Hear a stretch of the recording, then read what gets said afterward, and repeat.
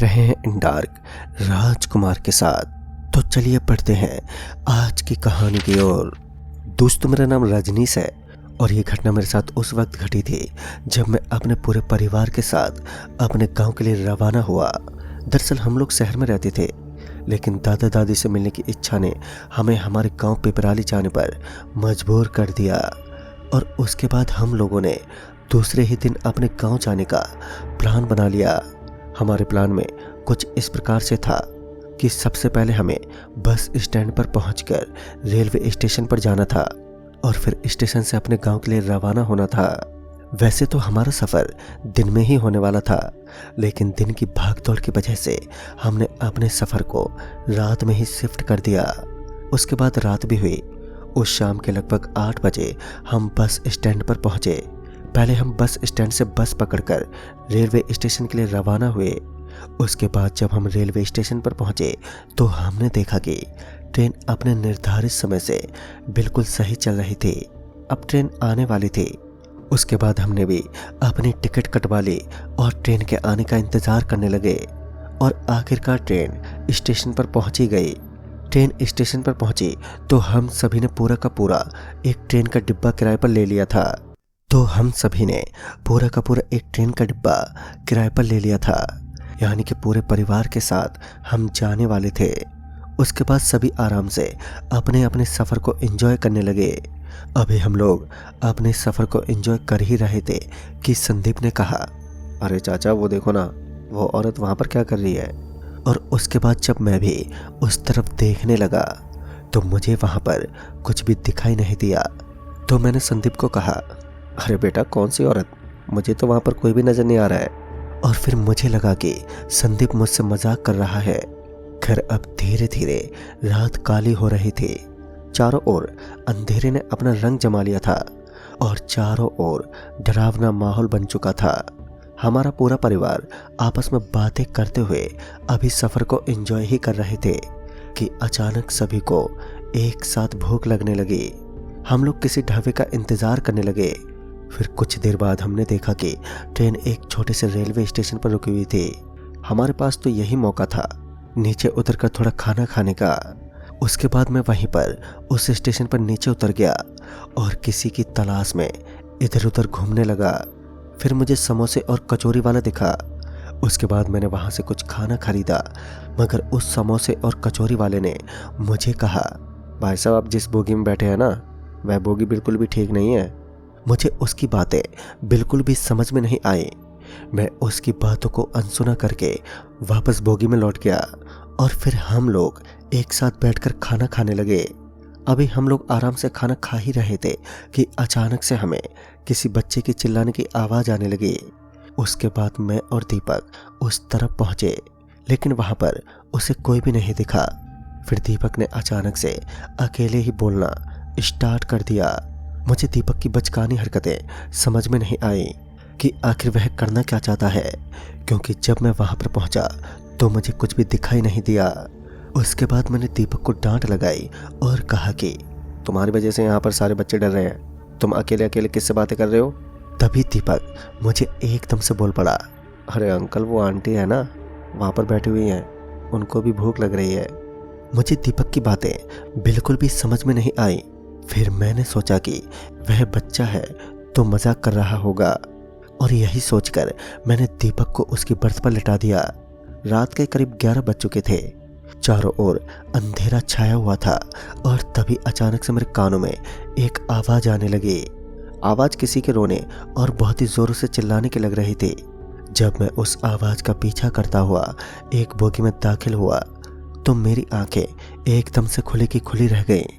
मैंने देखा कि वह पूरी बोगी खाली पड़ी हुई थी और उसके अंदर एक सीट पर एक औरत बैठी हुई थी, जिसके हाथ में उसकी एक छोटी सी बच्ची भी थी।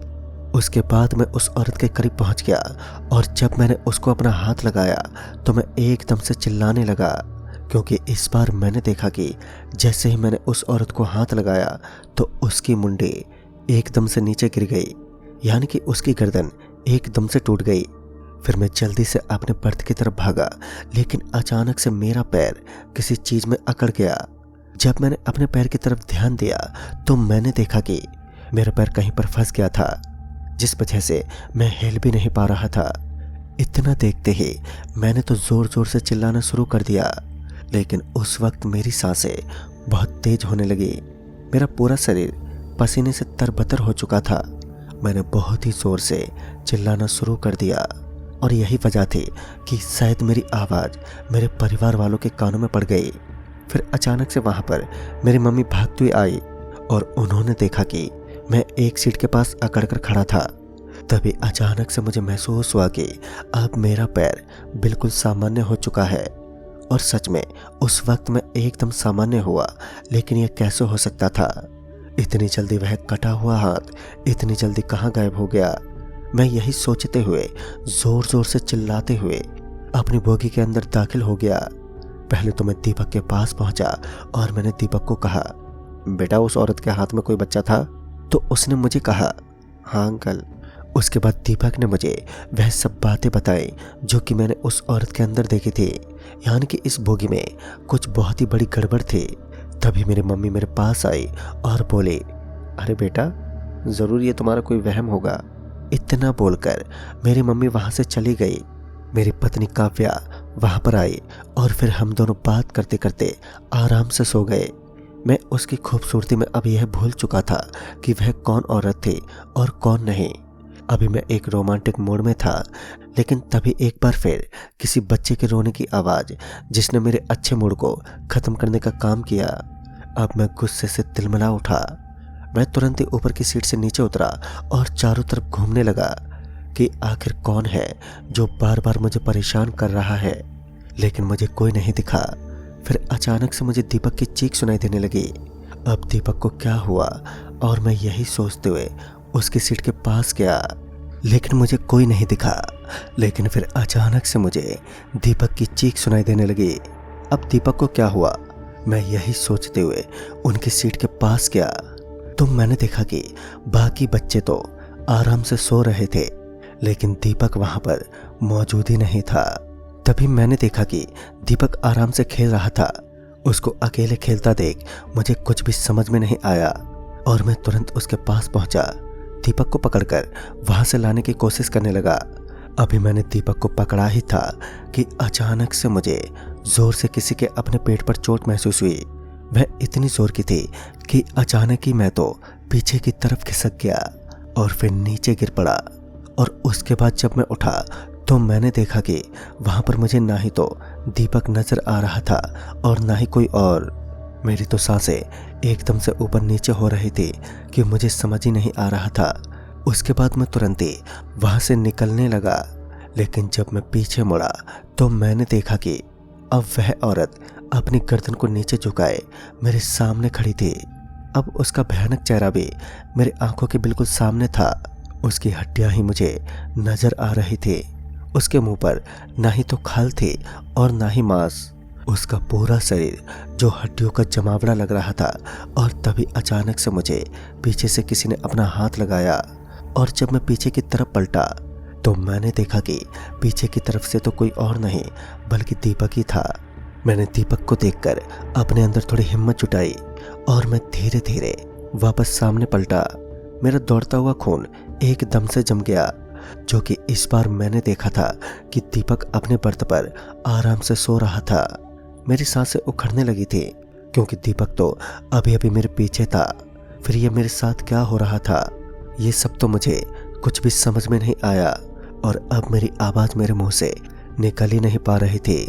तभी मुझे ऐसा महसूस हुआ कि कोई मुझे दरवाजे की तरफ खींच रहा है और मुझे बोगी से नीचे तक धकेलना चाहता है। अब मैं धीरे धीरे बोगी के दरवाजे की तरफ बढ़ने लगा। ट्रेन जो अब काफ़ी तेज़ रफ्तार में थी, अगर मैं नीचे कूद गया तो मेरी मौत बिल्कुल कंफर्म होने वाली थी। यह बात तो मैं बिल्कुल अच्छे तरीके से जानता था। मैं जितना अपने आप को रोकने की कोशिश कर रहा था तो मैं उतना ही उस दरवाजे के करीब पहुंच रहा था। अब मैं क्या करता, ये मेरी समझ ही नहीं आया। अब मुझे तो सिर्फ भगवान पर भरोसा था, क्योंकि अब मेरे हाथ में कुछ भी नहीं था। और फिर अचानक से किसी की आवाज़ आई। आवाज़ मेरे बड़े भैया की थी, जो कि अभी बाथरूम की तरफ ही जा रहे थे। जैसे ही मेरे बड़े भैया मेरे करीब पहुंचे तो अचानक ही मैं नॉर्मल हो गया और फिर मुझे पकड़कर अपनी सीट पर लेकर पहुंचे। मैंने भी बड़े भैया को मेरे साथ घटी घटना के बारे में बताया। बड़े भैया एक धार्मिक टाइप के इंसान थे, तो उन्हें भूत प्रेत जैसी चीज़ों पर बहुत ज़्यादा विश्वास था। उन्होंने तुरंत ही मेरी मम्मी और मेरी पत्नी को जगाया और फिर पूरी रात मेरे पास ही बैठे रहे। फिर सुबह होने के बाद जब हम गांव पहुंचने वाले थे, तब जाकर मुझे थोड़ा सुकून महसूस हुआ। और फिर मेरे भैया ने बताया कि रात में उन्होंने भी उस औरत को देखा था। दरअसल वह अचानक से ट्रेन से नीचे कूद गई। जब मैंने भैया से पूछा कि पर आपने हमें बताया क्यों नहीं, तो उन्होंने कहा कि आप तो पहले से ही डरे हुए थे और मैं नहीं चाहता था मैं आपको और भी ज़्यादा डरा दूँ। लेकिन उसके बाद मेरे भैया मुझे एक ओझा के पास लेकर गए। उन्होंने मेरे ऊपर कुछ झाड़ फूक की और उसके बाद बताया कि दरअसल उस बोगी के अंदर एक औरत और उसकी बच्ची की आत्मा का वास है। दरअसल कुछ साल पहले लोगों ने उस पर डायन का आरोप लगाया था और फिर चलती हुई ट्रेन से नीचे फेंक दिया। दरअसल भूख के मारे वह औरत जानवरों का कच्चा मांस खाने लगी और लोगों को उस पर गलत शक होने लगा, तो उन्होंने उसे चलती हुई ट्रेन से नीचे फेंक दिया। और उसके बाद से ही उस औरत की आत्मा उन सब से बदला लेने के लिए आज भी उस बोगी के अंदर घूमती है। क्योंकि वह एक निर्दोष थी, तो भूख की वजह से इंसान कुछ भी कर सकता है। दोस्तों, वाकई ये मेरे लिए बहुत ही खौफनाक किस्सा था। तो दोस्तों, इस कहानी में बस इतना ही। तब तक के लिए बाय एंड टेक केयर।